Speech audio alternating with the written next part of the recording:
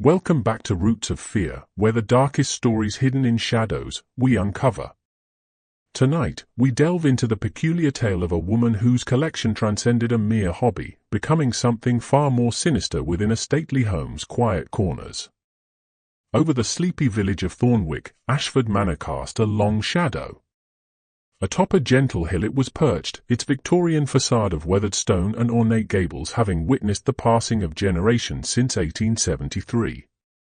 Its windows the late afternoon sun gilded with false warmth, a chill belying that perpetually clung to its halls, regardless of the season.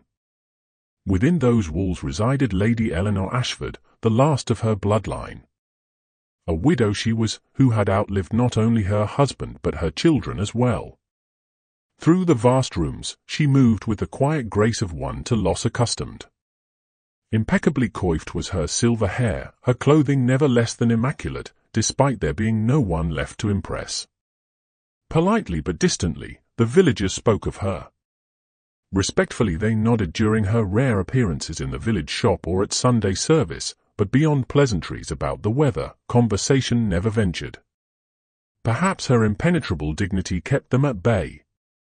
Or perhaps it was something else, something unspoken about the Ashford women that for generations had persisted through whispered conversations. What few knew, what few had witnessed, was Lady Eleanor's collection. Within the east wing of Ashford Manor, 19 dolls resided, each with uncanny artistry crafted. They sat arranged in a former nursery, a room that in over 60 years had not heard a child's laughter. A distinct countenance each doll possessed, clothes tailored from the finest materials, and hair that with unnerving authenticity caught the light. When I inherited my grandmother's position as manor housekeeper, I came to know of them. That room Lady Eleanor led me to for the first time, the floorboard sighing beneath our feet as the long corridor we traversed, a peculiar weight I felt settle upon my chest. Twice weekly, they require dusting, she instructed, her voice the cultivated tones of her finishing school education carrying, but from their positions, never move them. Consistency they prefer. I nodded, the oddness of her phrasing not yet comprehending. In a perfect semicircle the dolls sat, their glass eyes the filtered light reflecting that through heavy velvet curtains streamed. An expression each wore that between repose and anticipation seemed caught. Names they have, Lady Eleanor continued. Learn them you need not, but you should know they are not merely decorative. As she spoke, something strange about the nearest doll I noticed. A girl in azure silk with auburn ringlets over porcelain shoulders cascading. Though perfectly still, something about her chest to move seemed almost imperceptibly, as though with shallow breath. I blinked, certain in the dusty half-light my eyes were playing tricks. My scrutiny Lady Eleanor noticed. You see it already, she said, not a question, but a statement with something like pride tinged. At first, most cannot. The sensitivity they lack. See what, my lady? I asked, though deep within I already knew, and desperately wished not to. They breathe, Miss Clark, she whispered, her thin lips into a smile curving that never reached her eyes. But only at night. That night, as shadows across my modest quarters in the servants' wing lengthened, sleep proved elusive. In my mind, Lady Eleanor's words echoed, as persistent as the monotonous ticking of the hallway grandfather clock. Merely the eccentric fancy of an aging woman, I told myself, isolated too long with her memories and regrets. Once, the lifeblood of Thornwick the Ashford family had been. In the village library, historical parish records, which in my youth I had perused, of their arrival in the mid-17th century spoke. Through wool trading, prosperity they had brought, their fortunes growing until the Industrial Revolution their traditional methods rendered obsolete. What the records did not mention, what only in hushed conversations among the oldest villagers existed, was the peculiar affinity the Ashford women for crafting dolls had always held. Dawn found me blurry-eyed, but determined to maintain professional composure. Gradually, the manor awakened. First came the soft footfalls of the cook in the kitchen below. Then the distant clanging of coal to the scullery being delivered. Methodically I dressed, my apron with trembling hand smoothing before making my way to Lady Eleanor's chambers with her morning tea. "Did you sleep well, Miss Clark?" she inquired, the Wedgwood cup with hands mapped by blue veins accepting, yet as still water steady. "Quite well, my lady," I lied, my gaze to a daguerreotype on her bedside table inadvertently drifting, a stern-faced woman, Lady Eleanor's high cheekbones bearing, holding what a cloth doll appeared to be. "My grandmother," Lady Eleanor offered, my gaze following. "Elizabeth Ashford." With just 3 dolls in 1834, she began our collection. Among the 19, they remain, though nowadays they seldom breathe. The oldest ones eventually more frequently rest. I nodded as though this for a Wednesday morning in 1936 were perfectly reasonable conversation. So many certainties the Great War had swept away, a world leaving behind where the impossible increasingly plausible seemed. In its wake, spiritualism had flourished. To those bereft of proper goodbyes, seances, and mediums comfort offered. Special attention the dolls require today, Lady Eleanor continued. The autumn equinox, it is. I had noticed upon the position accepting that Lady Eleanor to an unusual calendar of observances adhered that corresponded to neither Christian holidays nor common social engagements. Solstices, equinoxes, cross-quarter days, all with peculiar rituals involving the rearrangement of household objects and the burning of specific herbs in silver censers were marked. That afternoon, to the village apothecary for lavender, rosemary, and a curious black powder I was dispatched that the pharmacist from beneath his counter without comment provided. Upon my return, Lady Eleanor me instructed to place small sachets of these ingredients beneath each doll's finely stitched garments. As I this task in the airless nursery performed, the daylight prematurely beneath gathering storm clouds fading, I found myself softly to them speaking, for the intrusion apologizing, as I elegant skirts lifted and miniature waistcoats adjusted. The absurdity of this me did not escape. Yet something in their glass-eyed stares such courtesies compelled. Unnaturally warm, the porcelain skin beneath my fingers felt. That evening, a tempest against the manor's windows battered, rain in great diagonal sheets across the darkened grounds lashing. Twice during dinner, the electricity faltered, the cavernous dining room into momentary darkness plunging that Lady Eleanor rather than distress seemed to delight. "Turbulence the equinox brings," she remarked, her thin lips with a crisp linen napkin dabbing. "During transition, thin the veils between worlds grow." The room lightning illuminated, Lady Eleanor's features in stark relief casting, the hollows beneath her cheekbones to shadowed pools deepening, her eyes the brief electric light with an almost feline luminescence reflecting. In that fractured moment, something ancient in her countenance I glimpsed, something that her 76 years transcended. After our sparse meal concluded, she me instructed to accompany her to the nursery. "The storm will agitate," she explained as the grand staircase we ascended, her hand along the polished banister gliding. "A calming presence on such nights they require." Different in darkness the nursery felt, more confining despite its generous proportions. 3 beeswax candles Lady Eleanor lit, them at precise intervals around the semicircle of dolls' positioning. Their features the flickering light animated, the illusion of subtle expressions across their porcelain faces shifting creating. "This one," Lady Eleanor said, toward a doll dressed in morning black with a jet-beaded veil from a miniature hat cascading gesturing, "is Agnes. To us in 1891 she came, after the influenza her family claimed." Above the doll's head, her fingers in a gesture almost like benediction hovered. "During electrical storms, most vigorously she breathes." The doll carefully I observed, determined to discern whether any movement truly occurred or if it merely shadow play from the candlelight was. As thunder overhead rumbled, the doll's chest perceptibly I noticed rise, a definite, unmistakable inhalation. My own breath caught. "How is this possible?" I whispered. Lady Eleanor's smile was enigmatic, with both pride and sorrow tinged. "Custodians of those caught between, the Ashford women have always been.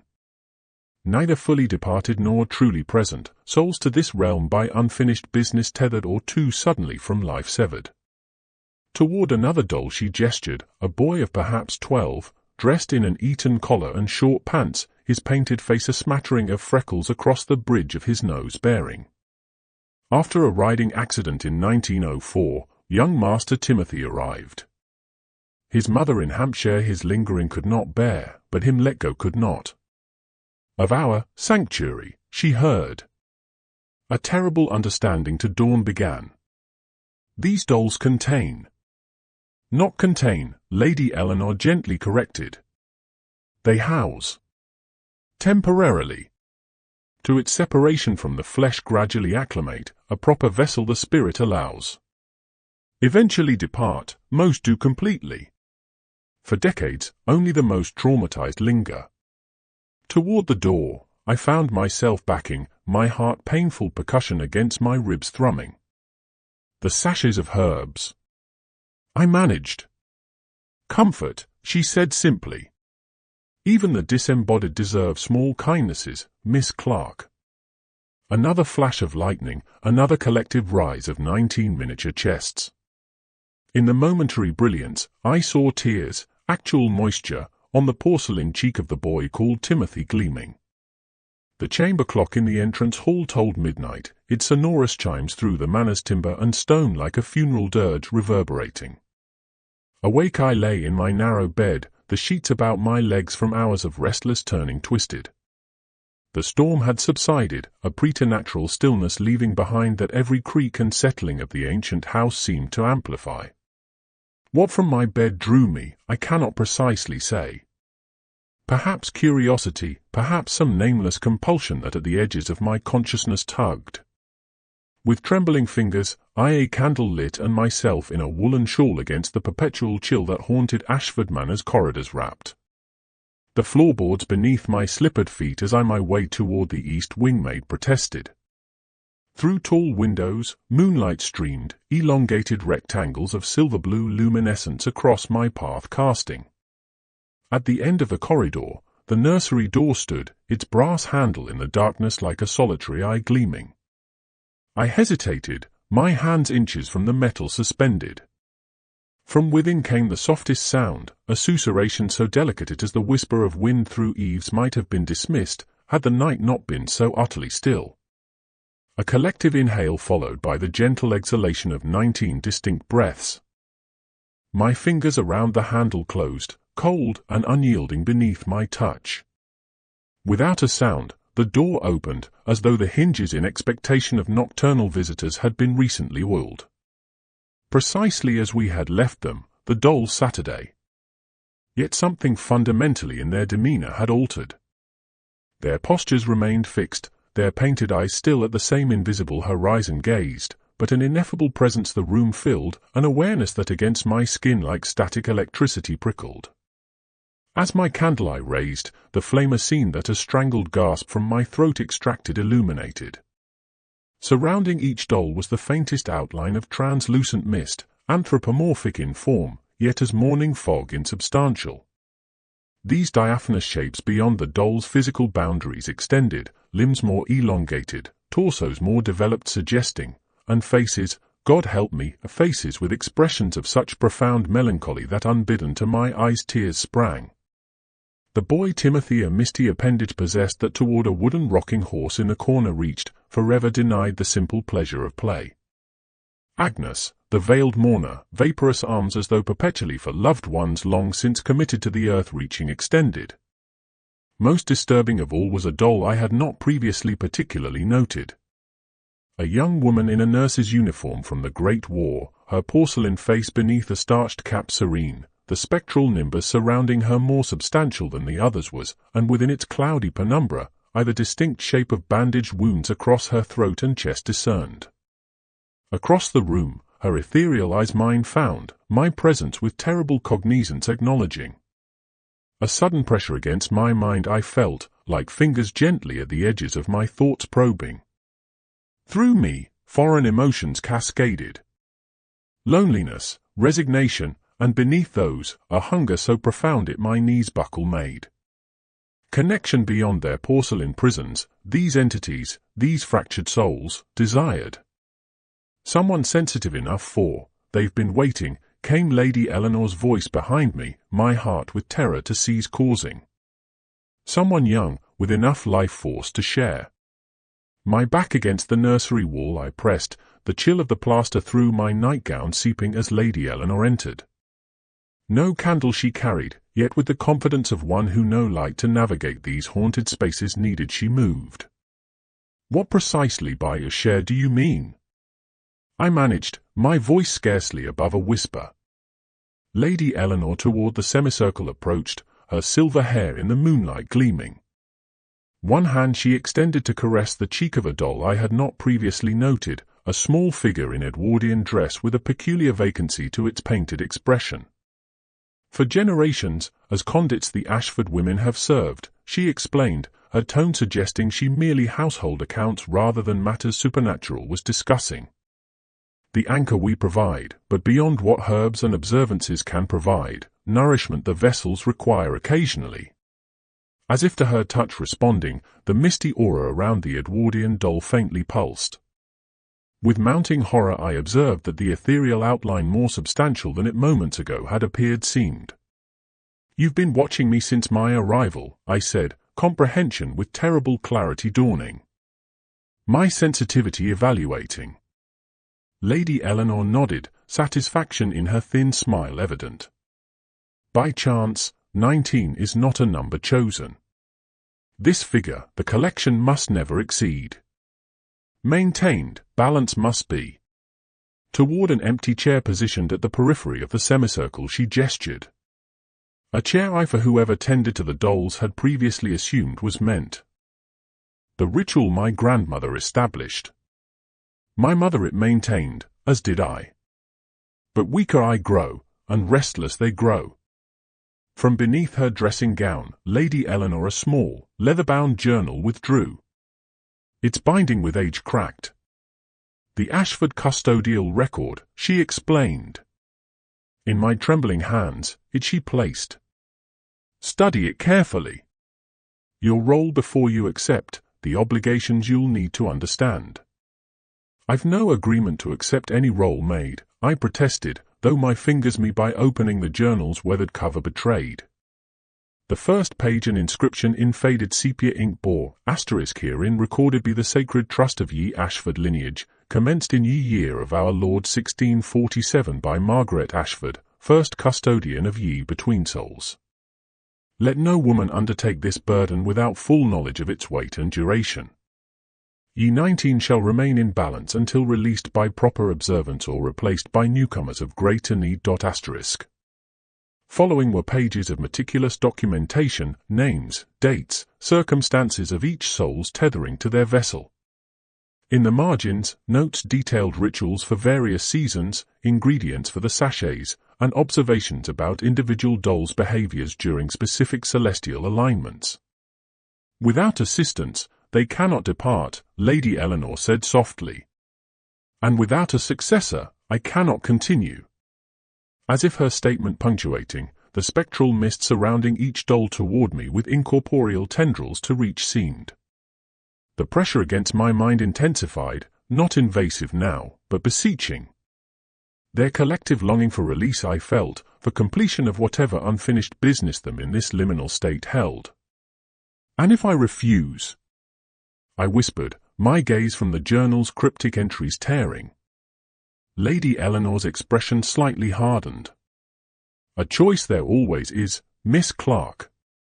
But consider, you they have chosen, and for precisely 3 weeks, the 19th vessel empty has remained.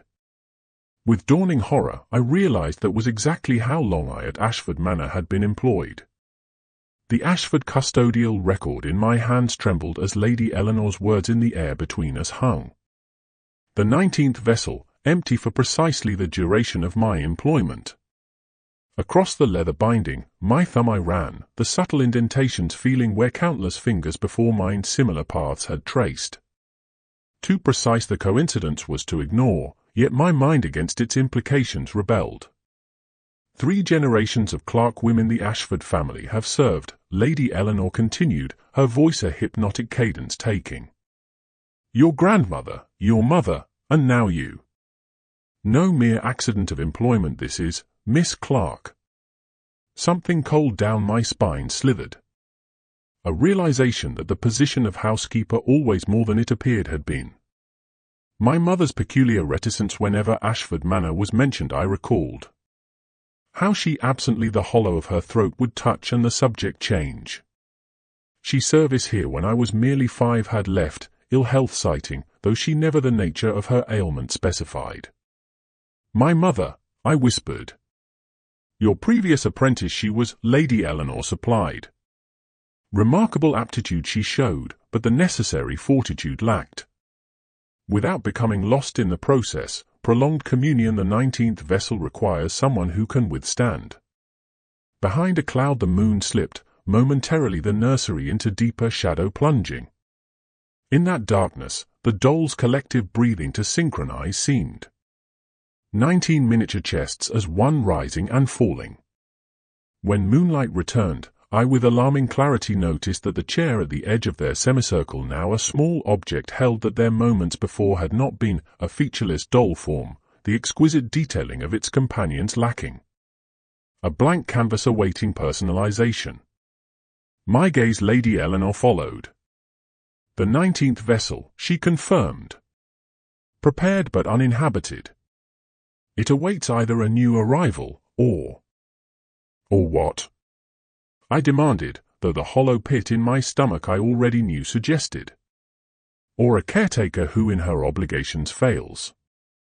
Toward the nurse doll she gestured, whose spectral outline now distinctly more substantial than the others appeared.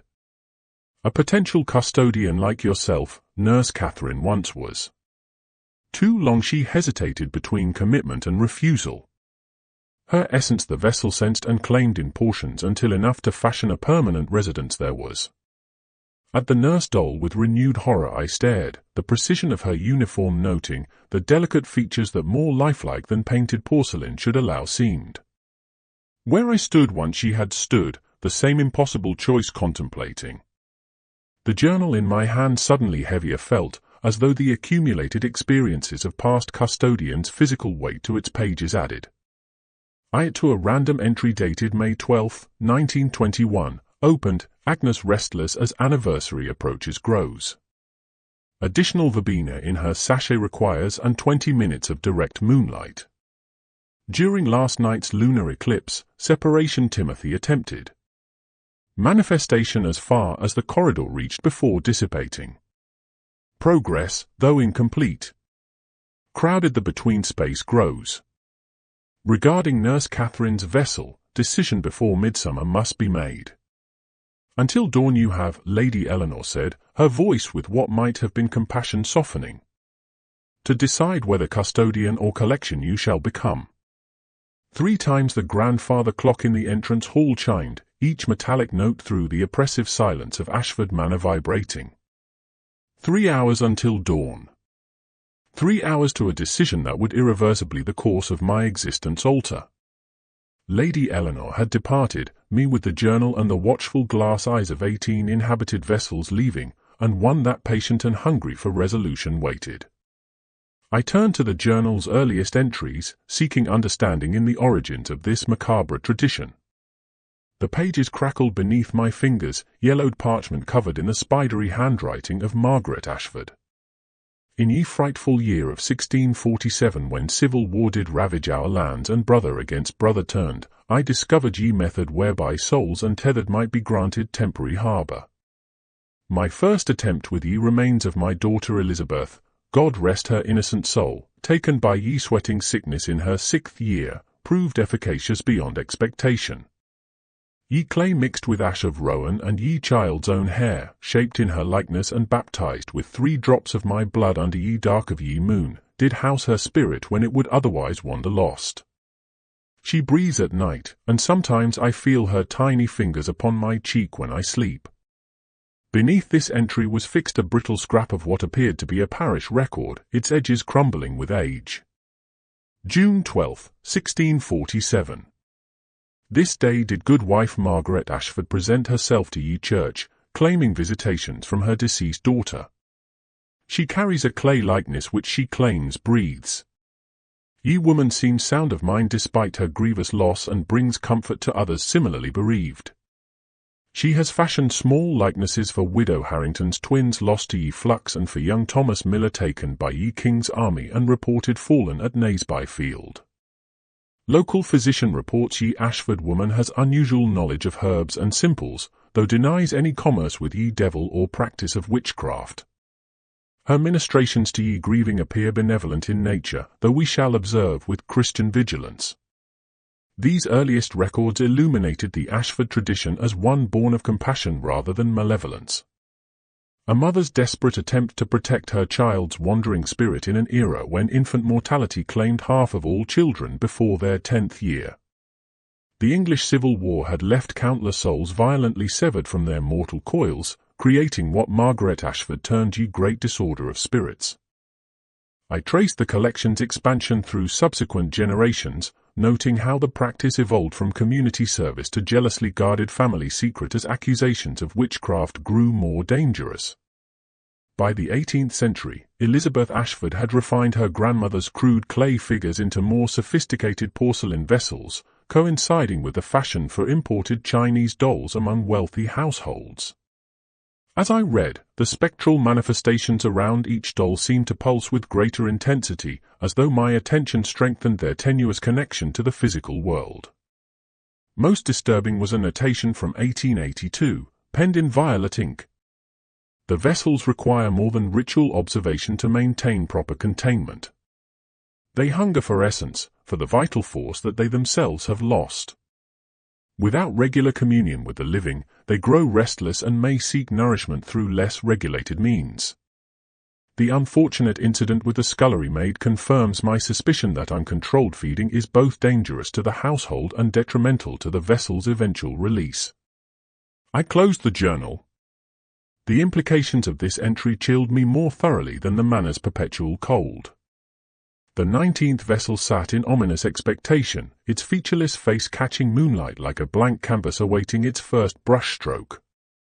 The eastern horizon had begun to pale, the approaching dawn measuring out what remained of my decision time with cruel precision. I found myself drawn to the window where skeletal tree limbs scratched against leaden skies like arthritic fingers seeking entry. Below, the manor's formal gardens lay shrouded in mist, their carefully manicured hedges transformed into spectral labyrinths that seemed to shift and reconfigure when viewed through dew-streaked glass. A movement caught my eye. Lady Eleanor traversing the gravel path that led to the small family cemetery enclosed by wrought iron fencing. Even at this hour her posture remained impeccable, though her gait suggested the burden of years pressing down upon frail shoulders. She carried something in her arms, a bouquet of white lilies interspersed with sprigs of rosemary and thyme. I watched as she knelt before a modest headstone, her lips moving in what might have been prayer or incantation. The ground around the graves appeared disturbed in perfect circles, as though the earth itself breathed in sympathy with the dolls inside the manor. Turning back to the room, I noticed an alteration in the vessels that sent ice through my veins. Their arrangement had shifted, imperceptibly at first glance, but unmistakable to one who had been studying them for hours. The semicircle had contracted, creating a more perfect arc aimed precisely at the 19th vessel. More disturbing still, the diaphanous mists surrounding each doll had extended tendrils toward the empty form, like ethereal fingers reaching across impossible distance. As I watched, transfixed with horror and fascination, the blank vessel's surface began to ripple slightly, as though something beneath its porcelain exterior stirred with nascent life. The room's temperature plummeted, my breath emerging in crystalline clouds that hung suspended before dissipating. The journal lay open on my lap, turned to a page I had not consciously selected. A passage stood out in thick, deliberate strokes of midnight blue ink. The succession requires neither bloodline nor formal ceremony. Intention suffices. The moment of commitment transforms custodian to conduit. To hesitate beyond the appointed hour is to surrender choice entirely. My pocket watch indicated for 30 mere moments before the first proper light of day would breach the horizon. The doll's breathing had accelerated, creating a soft collective whistling like distant wind through autumn leaves.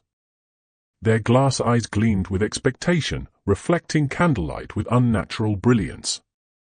I became aware of a profound emptiness within my chest, as though something essential was being gradually siphoned away. My fingertips had gone numb, the sensation creeping steadily up my arms. When I attempted to rise from my chair, my limbs responded with leaden reluctance. The 19th vessel's blank face had developed the faintest suggestion of features, a shadow where eyes might be, the suggestion of a mouth curved in anticipation. My own reflection in the window glass appeared increasingly insubstantial, the edges of my form blurring into the pre-dawn darkness behind me. I understood with terrible clarity that indecision itself constituted a choice. The vessels would not tolerate ambivalence. They would claim what was not freely given. The blank doll's surface continued its subtle transformation, each passing second bringing sharper definition to features that bore an unsettling resemblance to my own. First hint of dawn filtered through the gauzy curtains, casting the nursery in an ethereal half-light that seemed to hover between worlds, much like the entities that surrounded me. My decision crystallized not through deliberation, but through surrender to inevitability. The Ashford legacy and these trapped souls had entwined themselves with my fate long before I ever set foot in the manor. "I accept," I whispered, my voice sounding foreign to my own ears. "The custodianship I accept." The effect was immediate and profound. The spectral mists retracted from the 19th vessel, its half-formed features melting back to blankness. The temperature in the room normalized, and sensation flooded back into my extremities with painful intensity, pins and needles giving way to a peculiar warmth that radiated from my core outward. The journal on my lap grew hot, almost scorching against my skin. When I glanced down, I saw the last entry in Lady Eleanor's precise handwriting dissolve before my eyes. The ink separated from parchment and rose in gossamer threads that twined around my fingers like living vines. The tendrils sank painlessly into my skin, leaving behind a faint tracery of blue-black patterns like delicate veins beneath my pallid flesh. Knowledge flooded my consciousness, rituals, observations, the secret language of transition that had been passed from custodian to custodian since Margaret Ashford's first desperate attempt to anchor her daughter's wandering spirit. I understood suddenly why the number 19 held significance. It represented the original 18 souls that Margaret had helped in her lifetime, plus the vessel that ultimately housed her own essence when death came for her in 1682. The nursery door opened as the first proper sunbeam breached the eastern horizon. Lady Eleanor entered, her appearance transformed from when I had seen her in the garden mere minutes ago. The stately silver-haired matriarch was now stooped, her skin hanging in papery folds from a frame that seemed to have shed decades of carefully maintained poise in moments. "Wisely you have chosen," she said, her voice cracked and thin. "Complete the transferences." She shuffled toward the semicircle, stopping before a doll I had previously overlooked, a dignified woman in Victorian morning dress, her porcelain features bearing the unmistakable high cheekbones and patrician nose of the Ashford lineage. "My grandmother," Lady Eleanor explained, "who as custodian through the Great Exhibition served, through the Crimean conflict, through the changing tides of empire. Release she chose when my mother came of age." With trembling hands, Lady Eleanor reached for the 19th vessel, the blank form that had so nearly claimed my essence. She cradled it with unexpected tenderness, pressing it against her heart. "Balance the vessels require," she said, my gaze with eyes suddenly clear and knowing meeting. "A soul departed by a soul arrived must be balanced. Many years for a suitable successor I have waited, Miss Clark. Now in the form I have prepared, join my ancestors I may." The morning light revealed familiar spaces made strange by my newfound awareness. Dust motes danced in the sunbeams cutting across the nursery, no longer mere particles, but the physical manifestation of energies unseen by ordinary perception. I observed with altered senses how they gravitated toward the vessels, clustering in delicate constellations around each porcelain figure. Lady Eleanor spent her final human day instructing me in the minutiae of my duties. Her voice grew increasingly ethereal as hours passed, her physical form seeming to diminish, as though her essence was already seeking its new residence.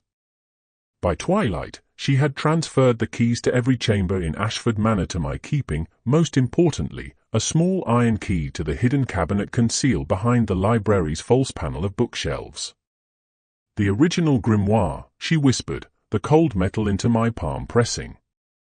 Margaret's own hand, too fragile for regular consultation, yet essential in times of crisis. After Lady Eleanor retired to her chambers for what we both understood would be her final mortal night, I found myself drawn inexorably to the library. Oak paneling absorbed the lamplight I carried, casting elongated shadows that seemed to move with deliberate purpose rather than in response to my passing. The false bookcase yielded to pressure applied precisely at the junction between principles of modern husbandry and parliamentary proceedings of 1758, a carefully selected position ensuring no casual hand would discover its secret. Within the revealed alcove sat a small iron-bound chest, its surface unmarked by ornament or manufacturer's stamp. The lock surrendered to the iron key, hinges protesting with a sound like distant weeping.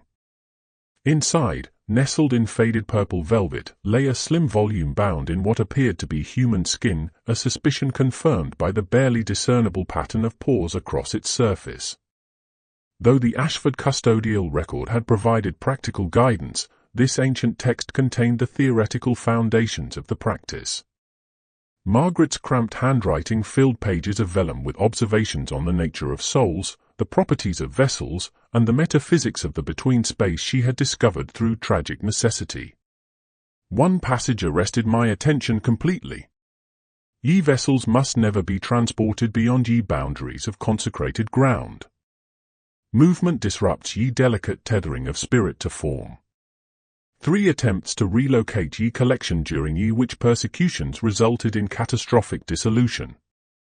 Ye spirits released without proper transition became as vengeful winds, causing 17 inexplicable deaths in ye parish before proper containment could be restored. This explained Ashford Manor's isolated position and the family's reluctance to travel. What struck me with particular force was a detailed diagram on the facing page, concentric circles centered on what was unmistakably the nursery's precise location, with notations measuring tether strength at various distances. The outermost circle corresponded exactly with the wrought iron boundary of the family cemetery. The vessels were not merely housed at Ashford Manor, they were anchored to it by metaphysical geometry established centuries ago, their collective energies forming a complex lattice that required perfect equilibrium. I traced my finger across the faded ink of Margaret's calculations, comprehending with sudden clarity that I was not merely caretaker to 19 dolls. I was custodian of an arcane containment system whose failure would unleash forces beyond reckoning upon the unsuspecting village of Thornwick. Dawn painted the nursery in watercolor hues of amber and rose, transforming the dolls' glass eyes into pools of liquid fire. I had not slept, the weight of my new responsibilities pressing against my chest like a physical presence. The knowledge transferred through the journal burning behind my eyelids whenever I closed them. Lady Eleanor did not appear for breakfast. Cook prepared her usual tray of weak tea and dry toast, but when I carried it to her chambers, I found the bed pristine, unslept in. The wardrobe stood open, her nightgown folded with military precision atop her dressing table. A note rested against her silver-backed hairbrush, written in a hand that had grown increasingly spidery overnight. The transition occurs at first light. The 19th vessel awaits in the nursery. You will know what must be done. I made my way to the nursery with leaden steps, each creak of the floorboards marking my passage like a funeral drumbeat. The semicircle had rearranged itself once more. 18 dolls now faced the 19th vessel, which sat upon a small velvet cushion in the center of their collective gaze. The blank face had acquired definite features overnight, the high Ashford cheekbones, the patrician nose, the thin lips perpetually curved in that enigmatic half-smile. Lady Eleanor's vessel waited only for her essence to complete its transformation. As I approached, I noticed a slim volume tucked beneath the cushion, not the grimoire or the custodial record, but a personal diary bound in marbled paper. Lady Eleanor's private thoughts, separated from the official documentation. I hesitated only briefly before opening it, understanding that she had left it deliberately for my discovery. The first entry was dated April 15, 1904. Mother passed beyond today. The transference was not as gentle as I had anticipated. There is pain in the passage from flesh to vessel, not physical agony, but the wrenching separation of consciousness from its accustomed dwelling. I felt her terror as my own, a moment of perfect communion before the porcelain accepted her essence. What she could not tell me, what no custodian can fully convey to her successor, is the depth of connection one experiences with the collection thereafter. I hear them constantly now, their whispered observations forming a chorus at the periphery of my awareness. They know things beyond mortal perception. The veil between worlds is tissue-thin to their senses. The diary continued with increasingly disturbing observations about the nature of the vessels and their inhabitants. Most troubling was an entry from 1917, ink-blotched with what appeared to be dried tears. I have committed an unconscionable act today. The 19th vessel required balancing, and in my weakness I allowed it to claim young Catherine, who showed such promise as a potential custodian. Her hesitation was natural, her caution admirable. Yet I permitted the collection to interpret this as refusal. The hunger of the vessels grows more pronounced with each passing year. They require more than ritual observance, they feast upon the essence of the living. I feed them slivers of my own vitality, but it merely whets their appetite. Without a successor, I fear what they might become.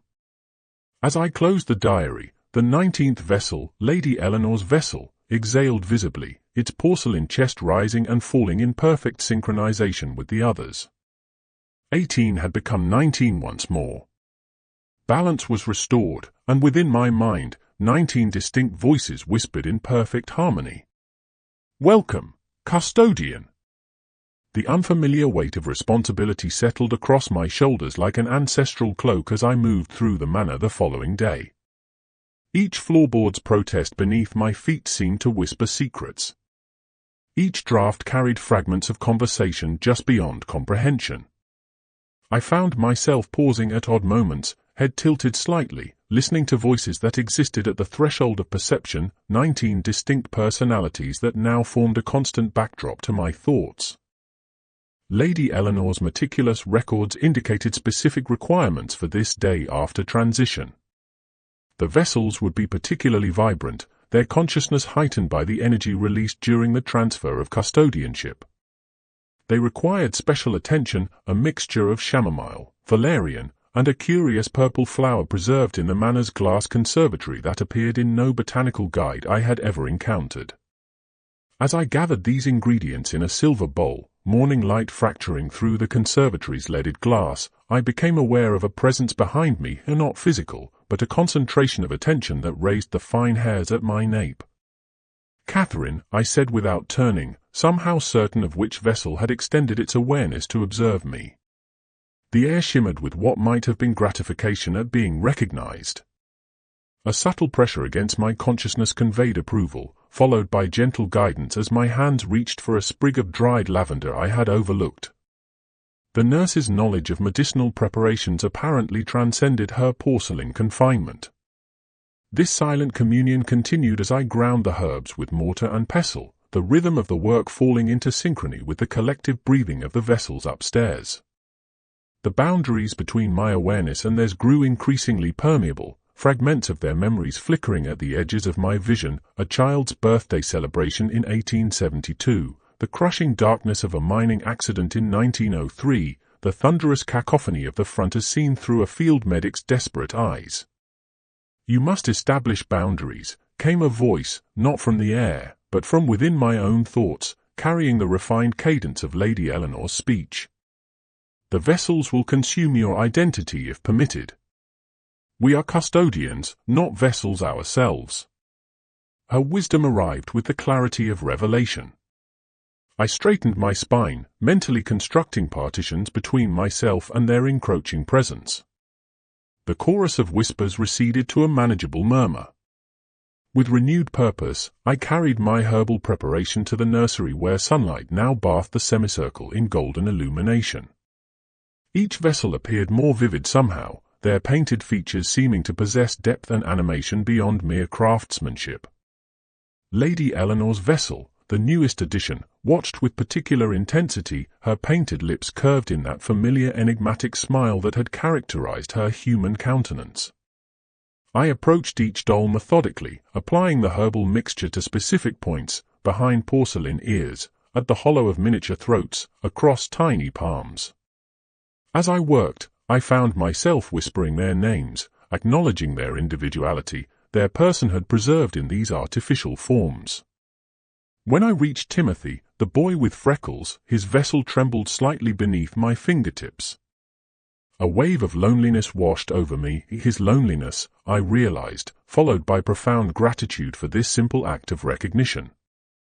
The exchange left me momentarily breathless, tears pricking behind my eyelids at the raw emotion transferred in that fleeting contact.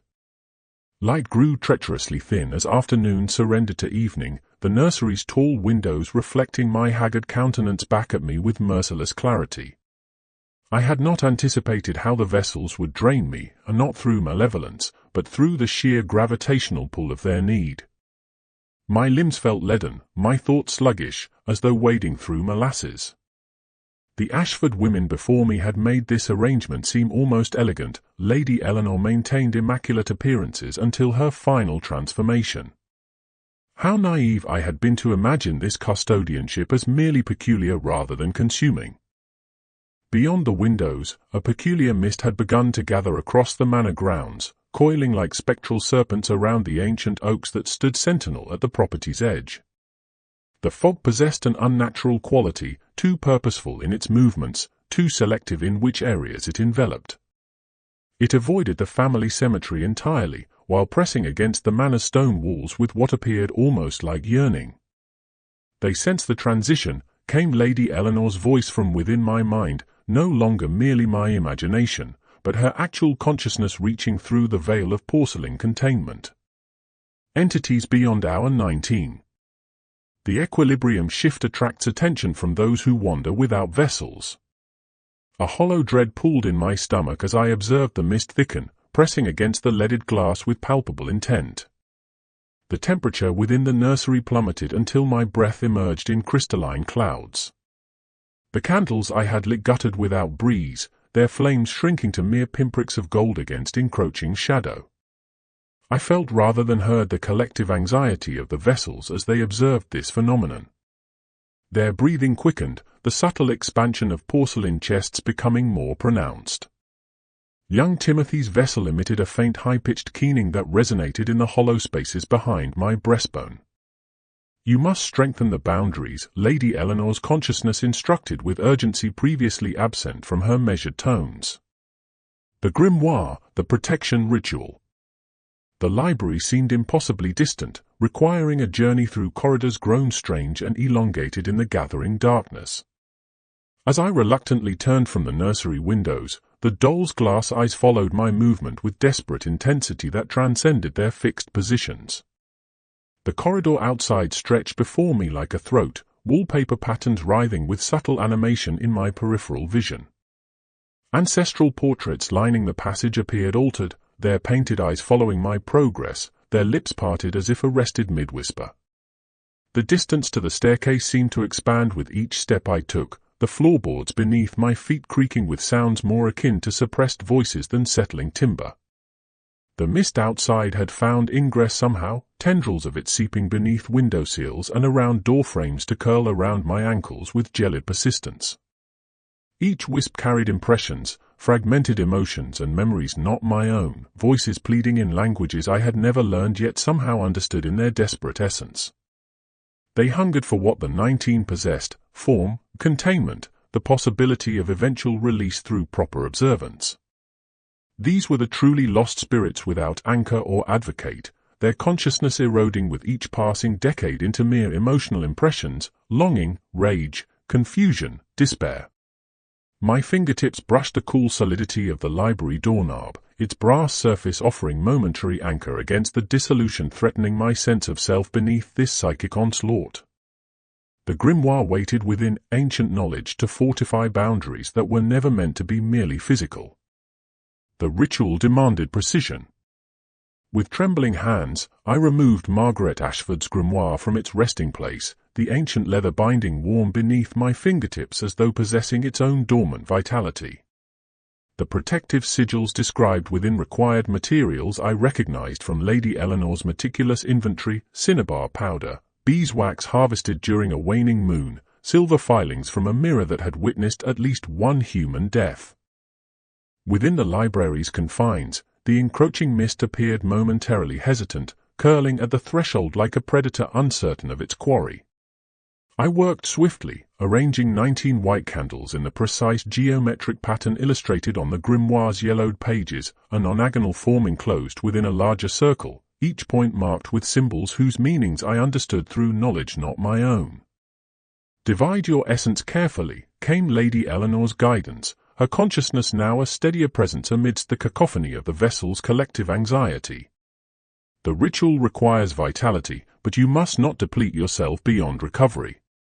Following instincts inherited through the custodial transference, I pricked my finger with a silver needle, allowing exactly 3 drops of blood to fall upon each candle before lighting them in counterclockwise sequence. The flames ignited with unnatural eagerness, burning with a bluish tinge that cast eldritch shadows across the library's vaulted ceiling. As I began the incantation, words in a language older than the manor itself, syllables that seemed to reshape the very air through which they traveled, the candle's flames stretched upward in perfect synchronicity, forming a luminous barrier that pulsed with each measured breath I took. Presidium in custodia, vinculum in aeternum. No decem in equilibrium, spiritus in continentium. The manor responded to the ritual's power. Dormant energies awakened within its ancient timbers, protective geometries established by generations of Ashford women flaring to incandescent life within the walls themselves. I perceived them suddenly through heightened senses, wards and boundaries laid into the very foundation stones, inscribed upon roof beams, woven into the garden's seemingly decorative patterns. Outside, the mist recoiled from this awakening, its tendrils withdrawing from windows and doorways as though scalded. The temperature within the library normalized gradually, the oppressive weight lifting from my chest with each strengthened barrier. Yet even as the immediate threat receded, I understood with newfound clarity what Lady Eleanor's diary had only hinted at, the transactional nature of this custodianship. The protective boundaries required regular renewal, drawing upon my vital essence for their maintenance. The vessels themselves would demand communion, fragments of my consciousness offered as nourishment for their continued containment.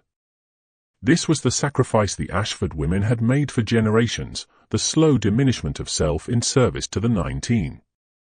I felt the truth of it in my marrow, in the subtle hollowing behind my breastbone where my strength had been partially siphoned into the ritual's completion.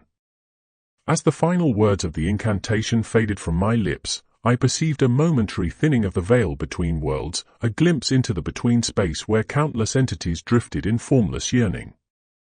Among them, watching with newfound awareness, hovered the partial consciousness of Lady Eleanor herself, not fully contained within her vessel, but existing in the liminal state that all the 19 inhabited, simultaneously present and elsewhere.